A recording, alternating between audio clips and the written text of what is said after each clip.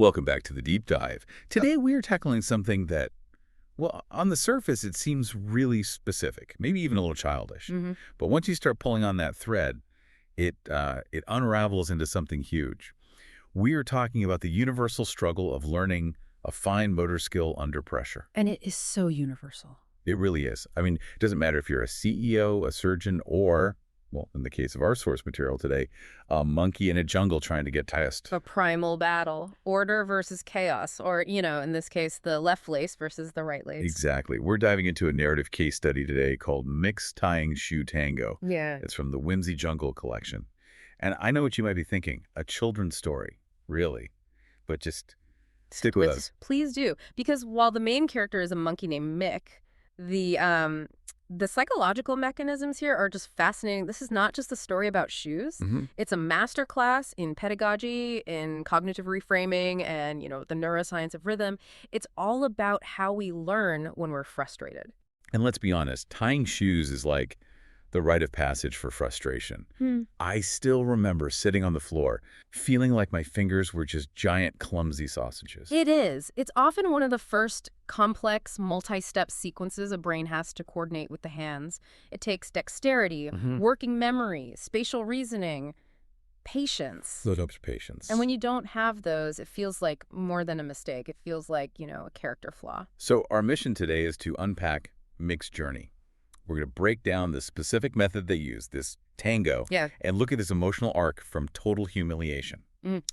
Spoiler, there's a tree involved. Oh, yes. To absolute triumph at the Jungle Jamboree. I am ready to break it down. Okay, so let's set the scene. The material drops us right into sock and shoe day in the Whimsy Jungle. And this is clearly a big deal in this community. It's not just another day. It sets up the social pressure immediately. The whole thing is prep for the Jungle Jamboree dance-off. So shoes aren't just, functional things. Right. They're performance equipment. And the text does such a good job of showing the contrast. Yeah. All around the clearing, everyone else is just nailing it. Yeah. You've got Mila, who's twirling, Mia spinning, Milo is literally moonwalking. They're all in a flow state. They're agile. They're ready. And that contrast is so important because it isolates Mick. He isn't dancing. He's not flowing. He is the static figure in a moving world. Poor Mick, just standing there staring at his feet. And this is where we get that first little window into his head, which I think is just brilliant. He mutters, "These laces are evil snakes." I laughed out loud at that. Evil snakes. It's so perfect. It's exactly how inanimate objects feel when they won't cooperate. They feel like they're fighting you. It's a classic psychological defense, externalization. If the laces are snakes, then the failure isn't Mick's fault. Right. It's the lace's fault. Exactly. They have agency, it protects his ego, but it also just skyrockets his stress. You can't reason with a snake. No, you fight a snake. And that's what he does, the text says. He yanked, he pulled, he twisted. It's not technique, it's just brute force panic. Which is the exact opposite of what you need for a fine motor skill. With laces, tension control is everything. If you brute force it, you don't get a bow, you just get a hard knot. Or in this case, you get a great slapstick moment. This is my favorite detail. In all his flailing, he accidentally ties his left shoe to a tree branch. That is the failure state incarnate. It's not just that he failed. He actively incapacitated himself. He is literally tethered to his failure. He can't move. He can't dance. He's stuck. And that's the moment of surrender. It's rock bottom. He realizes brute force is not working. He's physically stuck. And he finally says, little help here. Vulnerability. Yeah. That moment of recognizing you need a new strategy. And this is where the story pivots. Enter the squad. Mila comes over, unloops him with a giggle, which is nice, no judgment, and then they introduce the solution. And I love that they don't say, "Meek, here's a diagram." No, that would be the textbook approach. For a monkey who wants to dance, a lecture is the last thing he wants. Instead, they say, "It's time we teach you the Tying Shoe Tango." This is just brilliant. Think about what a tango is. It's a dance. It's rhythmic. It has steps. By calling it a tango, they are instantly reframing the task. It's not a chore anymore. It's a move. It's a move. It fits the context of the jamboree perfectly. And their definition is great. The most magical way to tie shoes and dance at the same time. They're selling the benefit, not the features. Exactly. And look at the setup. Mia grabs his paws, so you have guided instruction, that tactile feedback. But then there's the crucial detail that makes it all work. Milo. Milo and the coconut drum. Yes, Milo starts playing a beat on a coconut drum. And this isn't just background noise, this is auditory scaffolding. Auditory scaffolding, I like that. Well, we know from neuroscience that rhythm helps coordinate movement. If you can do something to a beat, you can predict what's next. It breaks a confusing motion into these discrete chunks. It lowers the cognitive load. So they're not just showing him how to do it, they're giving him a soundtrack for it. Precisely. It turns a sequence of pulls and loops into a song. Let's break it down, Mila shouts. And that's what we should do. Let's unpack the tango itself. Okay, let's get into the jungle vines here. Yes. Step 1, they call it the foundation. The instruction is crisscross and pull it tight. Pretty standard start.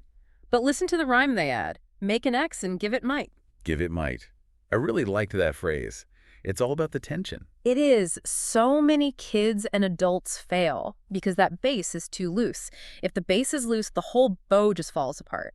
Give it might tells him to apply controlled force. It's not yanking, it's purposeful. And the result. The text says he did it like a boss. Building that confidence right away. And there's a sound effect. Boom. That's the confirmation. Boom. He completed the first bar of the music. He's on the beat. He gets that little dopamine hit. Okay, I did step 1. All right, step 2. This is always the tricky one. The bunny ear. The visualization step. The rhyme is, like a little ear, don't let it droop. And that don't let it droop part is structurally so important. You need that vertical loop to act as an anchor. Meek makes the loop. He calls it a floppy loop. But then he personifies it. And this is interesting because before, the laces were evil snakes. Now, he says of the loop, he's sleepy, but he's here. That is a huge shift in his mental state. He's not fighting evil snakes anymore. He has a sleepy bunny. Think about the emotional difference there. You fight a snake, you protect a sleepy bunny. You're gentle with it. The emotional valence shifts from aggression to nurturing. If you pull too hard on the loop, it disappears. He's learning fine motor control through metaphor. Okay, so we've got the X for tension, the sleepy bunny for structure. Now for step 3, the completion. Wrap around, go under, then pull. This is the complex part, the tucking. This is where most people get tangled. And the rhyme is, just like a hug, but for your foothold. Just like a hug. Again, reinforcing that secure, tight feeling. A hug is firm, but it's safe. And the climax. Meek gives it a yankin. Estimat P. The snap of success. A perfect bow.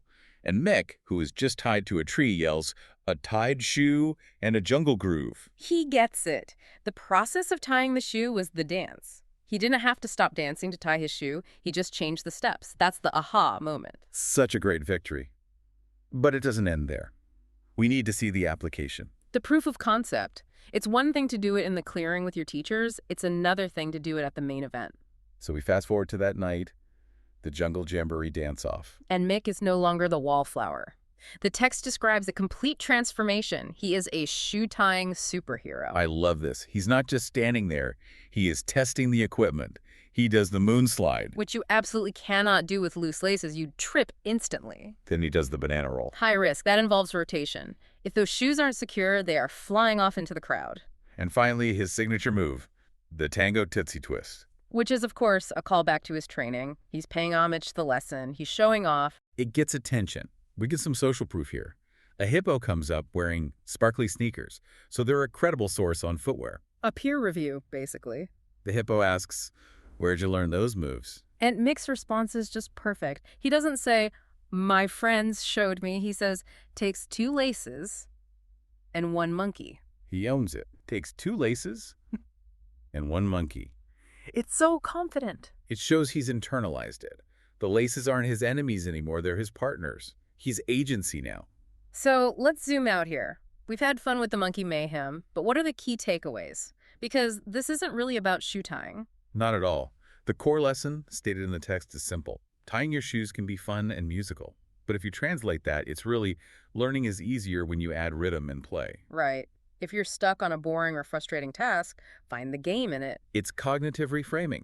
When Mick saw snakes, his brain flooded with stress. When he saw a tango, his brain relaxed. He moves from fight or flight into a state of flow. And let's recap that formula one last time because it's genuinely a good one. It is. We all use Velcro too much these days.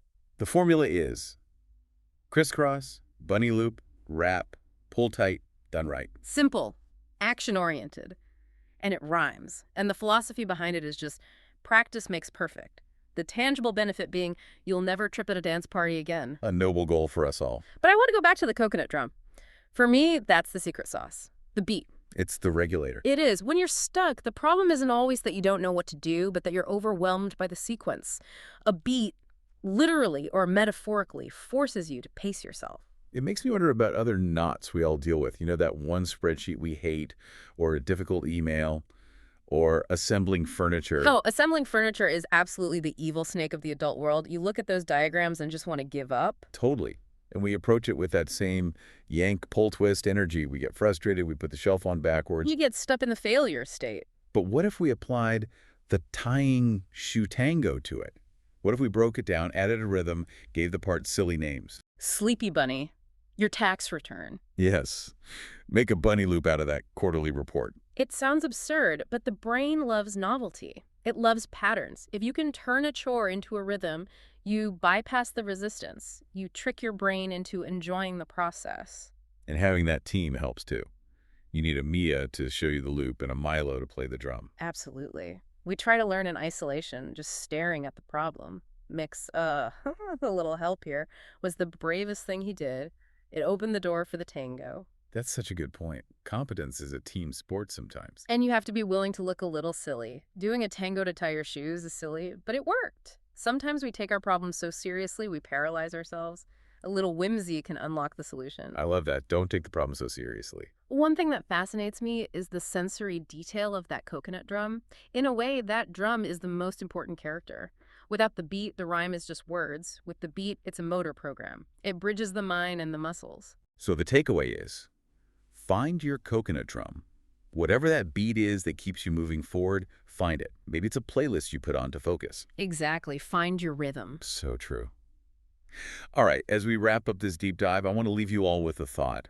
We have seen Mick transform his frustration into a superpower just by changing the method. He literally danced his way out of a bind. So here's the question. If Mick could turn evil snake laces into a tango tootsie twist just by adding rhythm and a new perspective, what frustrating knot in your own life is just waiting for the right beat to become a dance? That is a great question. Maybe I need to write a song about doing the dishes. I would listen to that track. Wash the plate, give it might. See? You've got it already. It's catchy. It sticks in your head. Thanks for listening, everyone. Go find your groove, tie those laces tight, and we will see you on the next deep dive. Keep dancing.